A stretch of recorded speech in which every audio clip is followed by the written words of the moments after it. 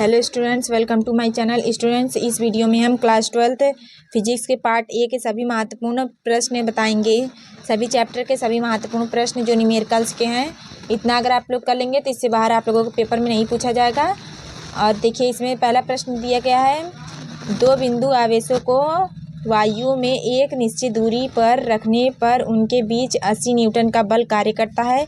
इन्हीं आवेशों को एक परावैद्युत माध्यम में इतनी ही दूरी पर रखा जाता है तो इसका मान 8 न्यूटन हो जाता है। माध्यम का परावैद्युतांक के ज्ञात करना है। मतलब कि हम आप लोगों को 10 क्वेश्चंस की वीडियो अभी 1 घंटे बाद आप लोगों को प्रोवाइड कर देंगे। उससे पहले आप लोग प्रैक्टिस कीजिएगा। उसके बाद जो 10 प्रश्न सॉल्व कराएंगे उससे सॉल्व कर लीजिएगा। उसके बाद जो क्वेश्चंस बचा है उसे आप लोग ट्राई कीजिएगा। उसका भी वीडियो सोल्यूशन आप लोगों को अगले वीडियो में मिल जाएगा, यानी कि कल मिल जाएगा आप लोगों को। तो देखिए, इसमें जो दिया गया है, दो बिंदु आवेशों को वायु में रखा गया है। मतलब वायु मतलब के बराबर क्या है, 0 है। मतलब के बराबर 1 है। वायु मतलब के बराबर 1 दिया रहेगा। इसमें दो समीकरण बनेगा, F बराबर 1/4 पाई epsilon0 Q1 Q2/r²। इस तरीके से बनेगा। तो आप लोगों को सॉल्व करना है। दो समीकरण बना के सॉल्व कर सकते हैं डिवाइड करके। उसके बाद इसमें दूसरा प्रश्न दिया गया है, दिए गए आवेशों के निकाय की कुल विद्युत स्थितिज ऊर्जा ज्ञात करना है। ये जो निकाय दिया गया है इसका कुल स्थितिज ऊर्जा निकालना है। स्थितिज ऊर्जा के फार्मूला आप लोगों को लगाना है। ये दोनों आवेशों के बीच के निकालना है, इन दोनों आवेशों के और इन दोनों आवेशों के निकाल के ऐड कर देना है। जो ऐड करने पर आएगा वो आंसर हो जाएगा। उसके बाद तीसरा प्रश्न दिया गया, दो बिंदु आवेश +9 इलेक्ट्रॉन एवं +E इलेक्ट्रॉन एक दूसरे से 16 सेंटीमीटर की दूरी पर स्थित है। इसके बीच एक आवेश Q कहाँ रखा जाए कि वह संतुलन में हो जाए। मतलब दो आवेश A और B मान लीजिएगा, उससे +9 इलेक्ट्रॉन और एक E इलेक्ट्रॉन, दोनों के बीच की दूरी 16 सेंटीमीटर दिया गया है। मध्य बिंदु मतलब Q को इसके मध्य बिंदु पर रखिएगा। उसके बाद Q और ये 9 इलेक्ट्रॉन के बीच की दूरी x मान लीजिएगा। उसके बाद जो बचेगा 16x - x हो जाएगा। उसके बाद आप लोगों को फार्मूला लगा के सॉल्व करना है। कीजिएगा, नहीं तो 1 घंटे बाद अभी आप लोगों को वीडियो प्रोवाइड कर दिया जाएगा। 10 क्वेश्चन उसमें मिलेंगे आप लोगों को। उसके बाद जो 10 क्वेश्चन रहेंगे आप लोगों को अगले वीडियो में मिल जाएगा। देखिए, चौथा प्रश्न दिया गया, दिए गए चित्र में विद्युत धारा I का मान क्या होगा। संधि के नियम से ये प्रश्न हो जाएगा आप लोगों का। संधि के नियम क्या होता है, संधि की ओर आने वाली धारा, संधि की ओर आने वाली कुल धारा बराबर संधि की ओर से जाने वाली कुल धारा। तो मतलब ये जो धारा आ रहा है बराबर कर देंगे जो धारा जा रहा है। उसके बाद जो सॉल्व करेंगे तो I का मान निकल जाएगा। उसके बाद पांचवा दिया गया, एक विद्युत द्विध्रुव 10⁵ न्यूटन कूलाम के विद्युत क्षेत्र में 30 डिग्री के कोण पर रखा गया है। उस पर इतना न्यूटन मीटर का बल आघूर्ण लग रहा है। विद्युत द्विध्रुव आघूर्ण की गणना करना है। इसमें एक विद्युत द्विध्रुव मतलब E का मान दिया गया है और थीटा का मान दिया गया है। कोण मतलब थीटा का मान दिया गया है। और इसके बाद ये मान दिया गया है, टाउ का मान दिया गया है। उसके बाद विद्युत द्विध्रुव यानी कि P का मान निकालना है। तो फार्मूला जो होता है उसमें आप लोग मान पुट करके वैल्यू निकाल सकते हैं। उसके बाद अगला प्रश्न नंबर 6 दिया गया है, 5 × 10⁻⁸ कूलाम आवेश से कितनी दूरी पर विद्युत क्षेत्र की तीव्रता 450 वोल्ट मीटर होगी। इसको कूलाम आवेश Q1 का मान Q का मान दिया गया है और ये तीव्रता E का मान दिया गया है। उसके बाद R के मान आप लोगों को निकालना है। तो आप लोग फार्मूले से निकाल सकते हैं। तो अब अगला प्रश्न देखिए अगला प्रश्न नंबर 7 दिया गया, दिए गए चित्र में A व B बिंदुओं के बीच की धारिता निकालना है। ये ऑब्जेक्टिव टाइप के, इसी प्रकार से ऑब्जेक्टिव टाइप के प्रश्न इस चैप्टर से बनते हैं। तो इसमें A और B के बीच की क्या निकालना है, धारिता निकालना है। तो ये जो दिए गए हैं, ये दोनों जो दिए गए हैं श्रेणी क्रम में दिए गए हैं। श्रेणी क्रम में जोड़ने के लिए देखिए इस प्रकार से जोड़ा जाएगा, जो कि हम इससे पहले आप लोगों को 10 क्वेश्चंस के वीडियो बना चुके हैं। तो इस वजह से इस पे समझाए थे, तो इस वजह से इस पे है। तो देखिए इस पे इस तरीके से जोड़ेंगे तो 1 आ जाएगा। उसके बाद जब ये 1 और ये 3 समांतर क्रम में है तो सीधे जुड़ के 3 और 1 4 हो जाएगा। ये क्वेश्चन नंबर सही हो जाएगा, ये ऑप्शन। उसके बाद 8वां प्रश्न दिया गया चित्र में प्रदर्शित ए व बी के बीच संधारित्रों की तुल्यधारिता निकालना है। ए और बी के बीच तुल्यधारिता निकालना है। सबसे पहले एक और एक श्रेणी क्रम में दिए गए हैं, इसको निकाल लेंगे। श्रेणी क्रम में निकालने के बाद एक और एक क्या हो जाएगा, कितना निकल के आएगा, 1/1, 1/1, 1, तो यहाँ पे एक आएगा।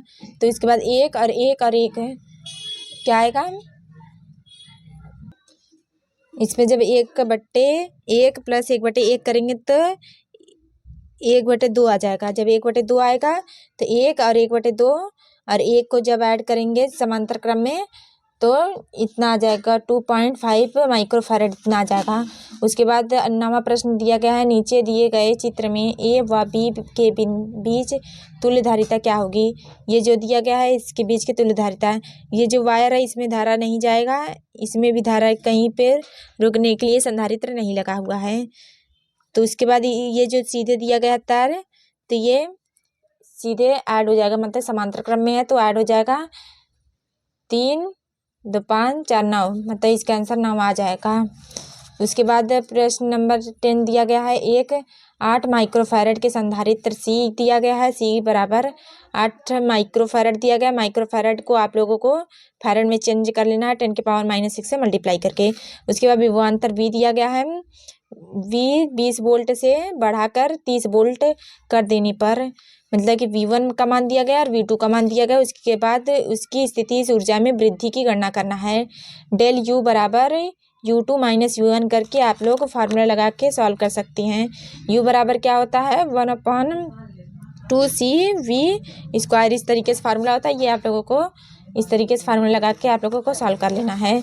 उसके बाद तीसरा प्रश्न दिया गया है, प्रश्न नंबर 11 दिया गया है, किसी बिंदु P से Q की ओर 10⁻9 इलेक्ट्रॉन 10⁻³ सेकेंड में प्रवाहित हो रहे हैं, तो कितना विद्युत धारा किस दिशा में प्रवाहित होगी, ये आप लोगों को बताना है। उसके बाद अगला प्रश्न नंबर 12 दिया गया है, एक विद्युत मोटर की सामर्थ्य 5 किलो वोल्ट है, इसे प्रतिदिन 10 घंटे की दर से 30 दिनों तक प्रयोग में लाने के लिए कितनी यूनिट ऊर्जा व्यय होगी। इस सभी प्रश्न के सॉल्यूशन 10 तक के आप लोगों को आज ही मिल जाएगा वीडियो इसका, और इससे भी कि इसके बाद के जो 10 प्रश्न है इसका वीडियो आप लोगों को कल प्रोवाइड कर दिया जाएगा। इसके बाद प्रश्न नंबर 13 दिया गया है, पूर्ण प्रज्वलन स्थिति में 100 वाट से 200 वोल्ट के विद्युत बल्ब का प्रतिरोध ज्ञात कीजिए। आप लोग खुद से करने के प्रयास कीजिएगा, अगर नहीं आएगा तो आगे आप लोगों को वीडियो प्रोवाइड कर दिया जाएगा सॉल्यूशन के वीडियो। देखिए इसमें 14वां प्रश्न दिया गया, 2.0 मिली व्यास के तांबे के तार में 10 एम्पीयर की धारा है, इस धारा के कारण अधिकतम चुंबकीय क्षेत्र की तीव्रता का परिमाण ज्ञात कीजिए। उसके बाद अगला प्रश्न दिया गया, एक समतल वृत्ताकार कुंडली में 100 फेरे हैं तथा उसकी त्रिज्या 3.0 सेंटीमीटर है। इस कुंडली में 0.2 एम्पीयर की धारा प्रवाहित की जाती है। कुंडली के अक्ष पर स्थित कुंडली के केंद्र से 4.0 मीटर दूरी पर स्थित बिंदु पर चुंबकीय क्षेत्र की गणना कीजिए। ये प्रश्न इतना बड़ा देख के आप लोगों को डरने की ज़रूरत नहीं है, इसका सिर्फ फार्मूले पे आप लोगों को मान रखना है तो आप लोगों का तुरंत आंसर आ जाएगा। इतना ये नहीं कि ये इतना बड़ा है तो कैसे करेंगे, इतना नहीं सोचना है। नहीं आएगा तो उसे भी किस तरीके से करना है, आप लोगों को पेपर में नहीं आ रहा है, एकदम नहीं आ रहा है तो किस तरीके से करना है, ये भी हम आप लोगों को बताएंगे।